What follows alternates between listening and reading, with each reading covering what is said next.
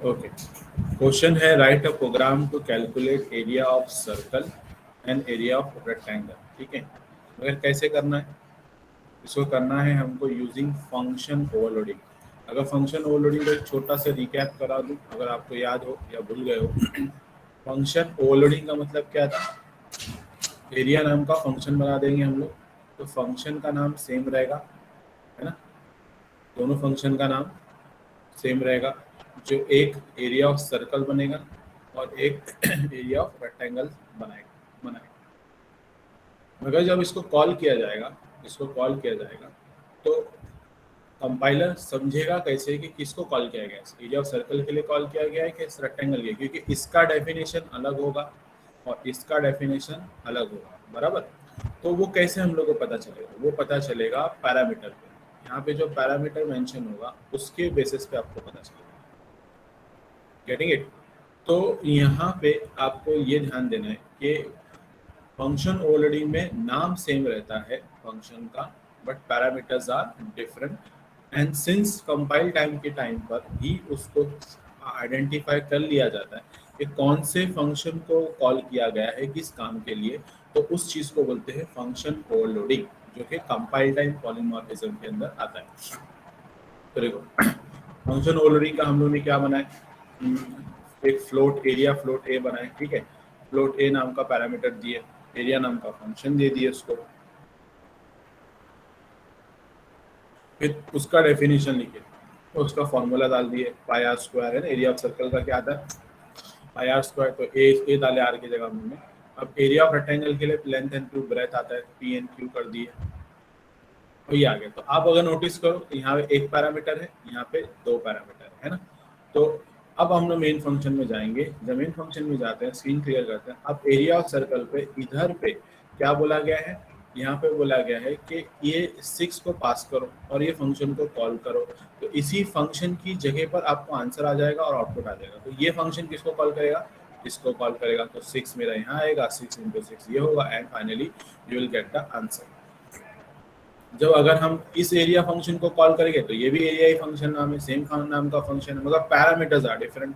यहाँ पे दो पैरामीटर है, मतलब ये इसके लिए जाएगा और इसको कॉल करेंगे तो यहाँ 5 जाएगा, यहाँ 6 जाएगा, ये 5 और यहाँ 6 हुआ, and finally you will get the answer and function overloading खत्म हो गया। ठीक है, तो फंक्शन ओवरलोडिंग तो हम लोगों ने पहले भी पढ़ चुका है। मैंने जस्ट शॉर्ट में आपको एक रिकैप करा दिया कि पहले थोड़ा अलग प्रोग्राम से। तो ये एक्सपेरिमेंट नंबर आपका 17 के अंदर है। ठीक है, 17 नंबर का जो एक्सपेरिमेंट, नहीं 16 का है। और 17 में हम लोगों ने ऑलरेडी ऑपरेटर ओवरलोडिंग पढ़ चुके हैं। अगर आपको याद होगा ऑपरेटर ओवरलोडिंग हम लोगों ने इससे पहले कहाँ पढ़ा था? वो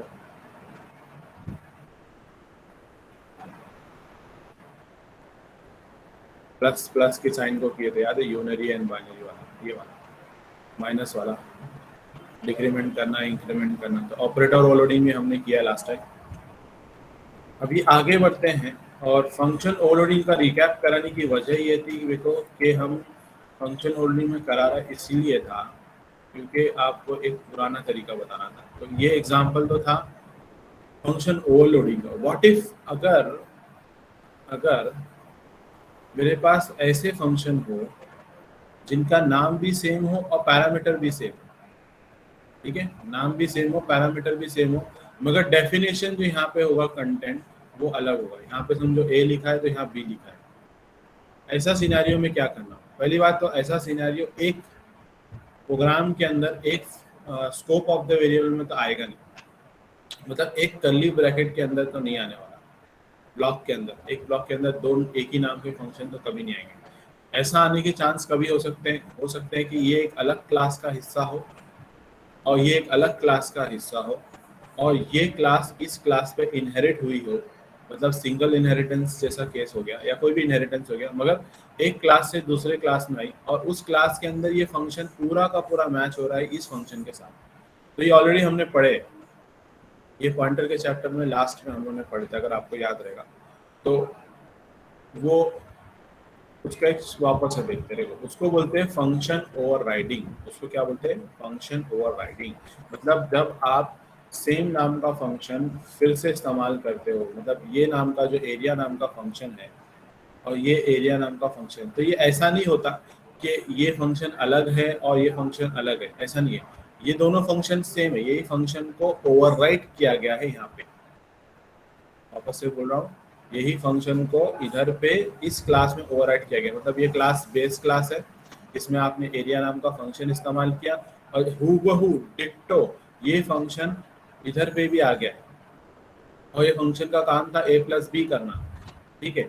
अगर आपने क्या किया डिराइव क्लास में वो सेम फंक्शन को यूज किया जो कि बेस क्लास के अंदर भी है, मगर यहाँ पे उसको अपने अपनी मर्जी के लिए इस्तेमाल कर रहे हैं, आप क्या कर रहे हैं, अपनी मर्जी के इस्तेमाल कर रहे हैं।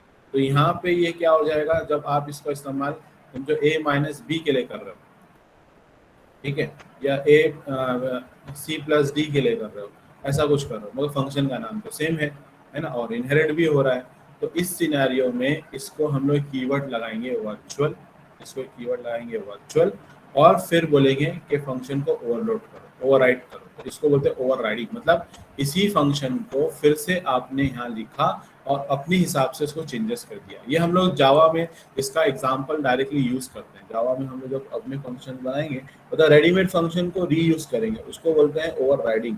खास करके वहाँ पे हम लोग इंटरफेस के साथ ये करते हैं, इंटरफेस जैसे कंसेप्ट यूज आते हैं वहाँ पे जावा के अंदर, ठीक है। देखो एग्जांपल देखते हैं फंक्शन ओवरराइडिंग का। यहाँ पे हम लोगों ने iostream.h लिया, conio.h लिया, बेस क्लास बनाया। बेस क्लास के अंदर पब्लिकली मैं एक फंक्शन ले रहा हूँ जिसका नाम है void display, ठीक है। थोड़ी देर के लिए void को हटा देते हैं, वर्चुअल को हटा देते हैं सॉरी, और इसमें फंक्शन के अंदर दिख रहे हैं this is display method of base class, और ये बता रहे हैं कि हम ये बेस क्लास जो है बेस क्लास का डिस्प्ले है, इसका मतलब और भी ऐसा आने वाला है। और फिर ये क्लास, फिर एक शो फंक्शन बनाया हमने और इसके अंदर this is show method of base class, ठीक है। और फिर ये अपने क्लास को क्लोज किया। एंड इसके बाद हम यहाँ पे क्या करेंगे, इसके बाद हम लोग एक मिनट आप लोग,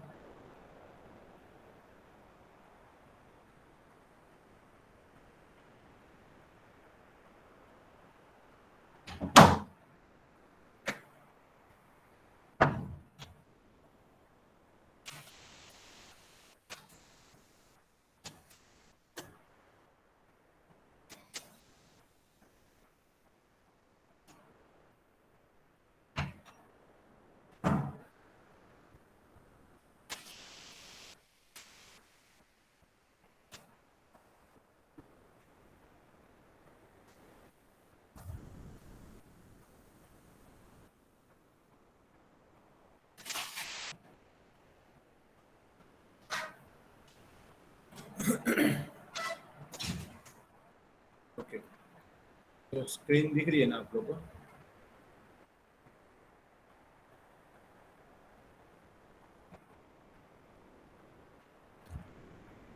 आप लोगों को स्क्रीन दिख रही है क्या? ओके, तो यहाँ पे हम लोग ने क्या किया, हम लोग ने बेस क्लास बनाया, बेस क्लास के अंदर एक वर्चुअल वॉइड डिस्प्ले फंक्शन बनाया, उसके अंदर लिखा this is display method of base class, this is show method of base class. ऐसा हम लोग ने दो फंक्शन बना दिया, एक फंक्शन का नाम है डिस्प्ले, एक फंक्शन का नाम है शो, ठीक है। अब ये फंक्शन जो यहाँ पे है इसका नाम हो गया बेस क्लास। अब इस पे मैं इसको इनहेरिट करूंगा डिराइव्ड क्लास पे, क्या करूंगा, डिराइव्ड क्लास में इनहेरिट करूंगा, ठीक है। और अब यहाँ पे हम लोग क्या करेंगे, इसको class derived class function base class लिए, अब यहाँ पे आए, अब इसके अंदर पब्लिक लिए हम लोग ने, पब्लिक लिए, पब्लिक के अंदर मैंने एक ओवरराइडिंग मेथड डाल रहा हूँ बेस क्लास को इनहेरिट, सिंस मेरा ये इनहेरिट हुआ है, मेरा डिस्प्ले फंक्शन जो कि ये वाला है वो वापस से इधर आ रहा है, मगर इसको मैं इनहेरिट कर रहा हूँ, क्या कर रहा हूँ, इनहेरिट के साथ उसको ओवरराइड भी कर रहा हूँ। हम लोग पहले इनहेरिटेंस में क्या करते थे, सेम का सेम वो फंक्शन को यूज कर लेते थे, मगर यहाँ पे फंक्शन को यूज नहीं कर रहे हैं, ओवरराइडिंग में हम फंक्शन को बदल रहे हैं। तो अगर यहाँ पे आप गौर से देखो, ये जो वर्ड डिस्प्ले फंक्शन है वो वही है जो कि ओवरराइड हो गया। ओवरराइड का मतलब क्या होता है, मैंने ए लिखा, इसके ऊपर क्या किया, ऐसा लिख दिया, ओवरराइड हो गया क्या नहीं, पीछे वाला ए मेरे आगे वाले ए के साथ ओवरराइड हो गया, मतलब इसको मैंने ऐसा लिख दिया, ओवरराइडिंग। वैसे ही ये जो फंक्शन है डिस्प्ले फंक्शन, इसको यहाँ पे लिखा था this is the display method of base class, मगर अब यहाँ क्या लिखा है, this is the display method of derived class. समझा? तो same method which was inherited to different class derived class via base class is now overwritten with the new definition, with new definition. तो हम लोग ऐसा कर सकते हैं overriding के अंदर। और यहाँ पे क्लास खत्म हो गई। अब देखो आप, मगर अब यहाँ पे कॉलिंग कैसे करेंगे, कॉलिंग कैसे समझना है, तो ये हम लोगों ने ऑलरेडी पॉइंटर चैप्टर में पढ़ चुके हैं सेम चीज़। मैं वापस बता रहा हूँ। डिराइव्ड क्लास का ऑब्जेक्ट बनाया हम लोग ने, फिर बेस क्लास का पॉइंटर बनाया। क्या बनाए? बेस क्लास का पॉइंटर बनाए। और अब हम लोग क्या कर रहे हैं, बेस क्लास के पॉइंटर में डिराइव क्लास का ऑब्जेक्ट डाल रहे हैं। क्या कर रहे हैं? डिराइव क्लास का ऑब्जेक्ट डाल रहे हैं। अब फिर जब मैं कॉल करूंगा तो बेस क्लास के पॉइंटर से डिस्प्ले फंक्शन को जब मैं कॉल करूंगा तो ये इसको कॉल करेगा। तो देखो यहाँ पे क्या हो रहा है, this is display method of derived class, दिख रहा है डिराइव्ड क्लास लिखा है, तो ये इसको कॉल किया बराबर। तो इसको कैसे कॉल किया, क्योंकि आपने क्या अंदर दिया है, एड्रेस किसका भेजा है, ड्राइव क्लास के ऑब्जेक्ट का। किसको? बीपीटीआर को। अगर आप बोलेंगे सर नहीं मेरे को ना ये वाला यूज करने का, पुराना असली वाला, तो फिर आप बीपीटीआर में क्या करो, बीपीटीआर में एम्परसेंड, फिर ऑब्वियसली यहाँ पे मेरे को एक और ऑब्जेक्ट बनाना पड़ेगा। समझो बीसी बना दिया, बीसी बना दिए, बेस क्लास का ऑब्जेक्ट बीसी बना दिया। अब उसका एड्रेस बीपीटीआर को दो। अब बीपीटीआर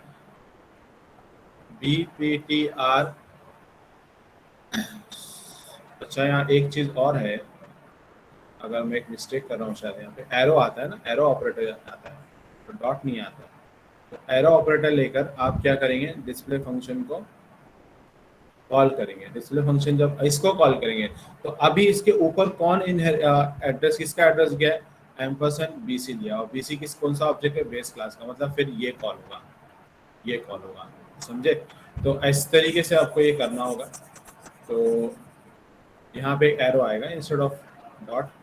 दूसरा, फिर आप हाँ ये लाइन में जब आप शो को कॉल करते हो, किस कौन से ऑब्जेक्ट से कर रहे हो, डीआर से कर रहे हो, तो डीआर से आप कर रहे हो किसका, डिराइव्ड क्लास का ऑब्जेक्ट में। डीआर क्लास में शो फंक्शन है क्या? नहीं। तो ये तो नॉर्मल हो गया, मतलब इनहेरिटेंस का जो हम लोग चीजें इस्तेमाल करते थे वो ये आपस यूज हो रही है, देख रहे हो। This is the show method of base class. क्यों आ रहा है वहां से, क्योंकि इनहेरिट किया था आपने, इसलिए ठीक है। So this was over writing, this was over writing. Okay, तो ये फंडा था हमारा ओवरराइडिंग का। और एक और कंसेप्ट है जो पॉइंटर चैप्टर में था, उसको मैं जरा इस चैप्टर के अंदर एलाबोरेट कर लेता हूँ।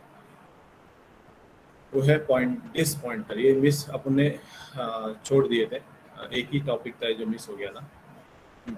दिस पॉइंटर क्या होता है देखो, जब भी हम लोग कोई पॉइंटर बनाते हैं, जैसे इंटीजर टाइप का मैंने एक वेरिएबल ए लिया और एक पॉइंटर बनाया PTRA ऑफ ए, ठीक है।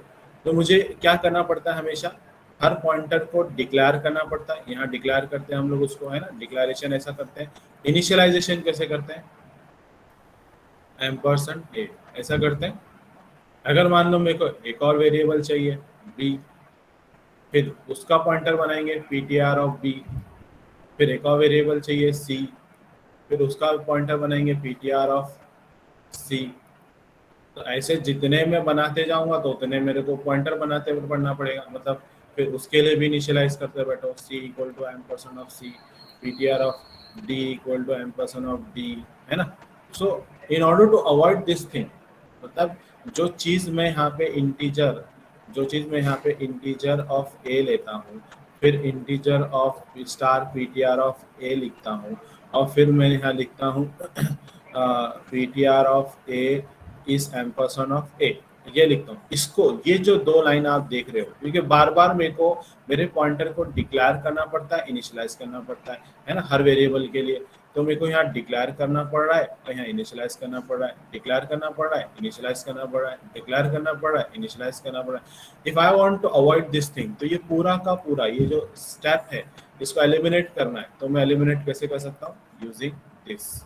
अगर मैं दिस लिखता हूँ तो इससे क्या हो जाएगा, ये दो लाइन का इक्विवेलेंट हो जाता है, दो लाइन का इक्विवेलेंट हो जाता है। तो मतलब कि अगर नेक्स्ट टाइम मुझे इंटीजर a लिखा और मुझे a को पॉइंट करना है तो just I have to write this dot a, तो अभी वो a को पॉइंट कर रहा है। अगर मेरे को इंटीजर b लिखा, अभी मैं क्या करूंगा, मेरे को b के लिए पॉइंटर चाहिए तो बस लिख दो दिस डॉट b। तो अब इस वक्त क्या होगा, इस वक्त b को पॉइंट करा, इस वक्त किसको पॉइंट करा, a को। तो इसको बोलते हैं current picture object. This pointer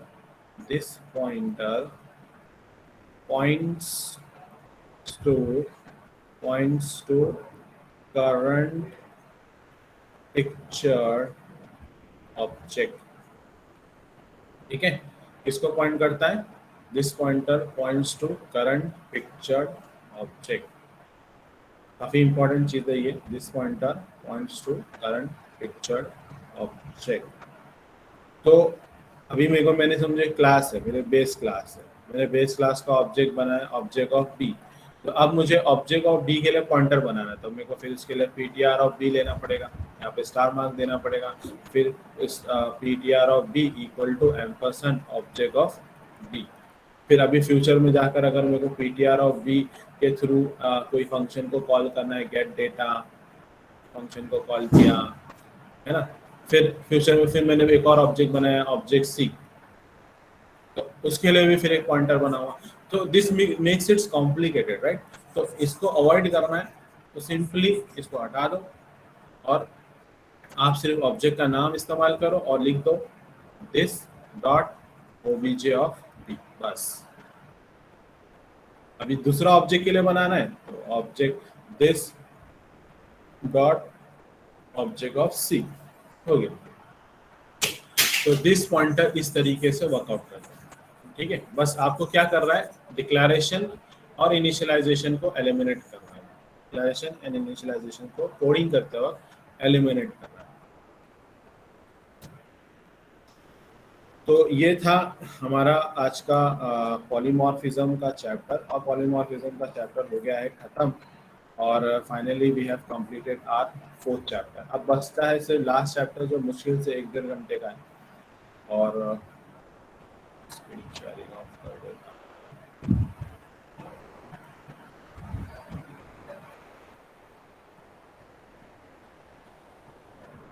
enrolment number डालो सब लोग फटाफट, जो लोग भूल गए हैं अब तक, क्योंकि मैं रिकॉर्डिंग स्टॉप कर रहा हूँ।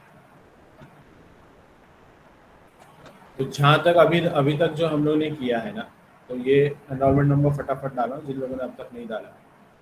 मैं रिकॉर्डिंग स्टॉप कर रहा हूँ।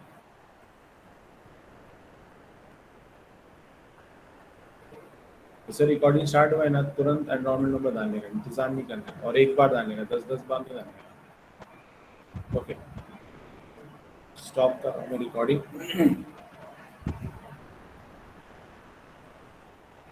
सिर्फ 10 तक गिनूंगा मैं, फटाफट करो, 1 2 3 10 हो गया।